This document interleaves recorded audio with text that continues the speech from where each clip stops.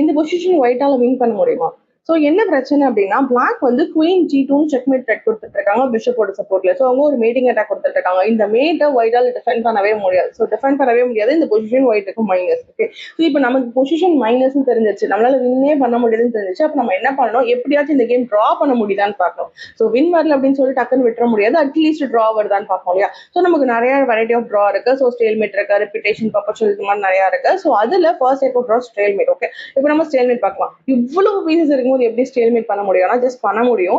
ஏன்னா ஸ்டேல்மேட்டோட கான்செப்ட் என்னன்னா, நம்மளோட டர்ன்ல நாம வைக்கிறதுக்கு எந்த ஒரு லீகல் மூவ்மே இல்லைன்னா அது ஸ்டேல்மேட் தான். எவ்வளவு பீஸ் இருக்கு, கிங் மட்டும் தான் இருந்தாதான் ஸ்டேல்மேட் கிடையாது. எவ்வளவு பீஸ் இருந்தாலும் நம்ம டர்ன்ல நம்ம வைக்கிறதுக்கு மூவ் இல்லைன்னா அது ஸ்டேல்மேட் தான். ஸோ அப்படி பார்க்கும்போது நமக்கு இருக்கிற பீஸ் மூவ்மெண்ட்ஸ் எல்லாம் என்னன்னு பாருங்க. ஏ பான் மூவ் ஆகாது, பி பான் ஆகல, இ பான் ஆகல, எஃப் பான் பின்ல இருக்கு, குயின் இல்லைனாலும் எஃப் போனுக்கு மூவ் இல்லை, ஜி நைட் பின்ல இருக்கு, ஹெச் போனுக்கு மூவ் இல்லை, ரூக்குக்கு மூவ் இல்லை. ஸோ இந்த மாதிரி இத்தனை பீஸ்க்கு மூவ் இல்லை.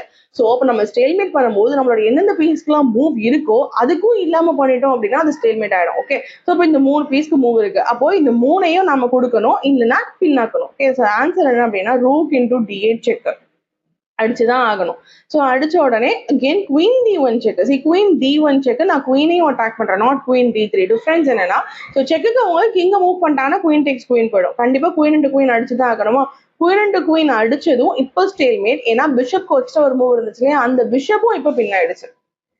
ஸோ பிஷப்பு பின்னாயிடுச்சு, நைட்டு பின்னாயிடுச்சு, இருக்கிற எல்லா பீஸும் எய்தர் பிளாக்காவோ பின்னாவோ இருக்குன்றதுனால இந்த பொசிஷன் ஸ்டேல்மேட். இந்த ஸ்டேல்மேட் டாபிக்ல இருந்து நான் ஒரு பொசிஷன் கொடுத்துருக்கேன். இந்த பொசிஷன் ஆக்சுவலி ஒயிட் என்ன பிளான் பண்றாங்க, ரூக் இன்டு H3 அடிக்க போறாங்க. H3 அடிச்சாங்கன்னா ரூக் H8ல மேட்.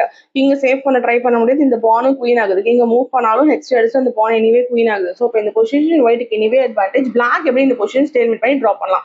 ஆன்சர் கண்டுபிடிச்சுன்னா எனக்கு கமெண்ட் சொல்லுங்க.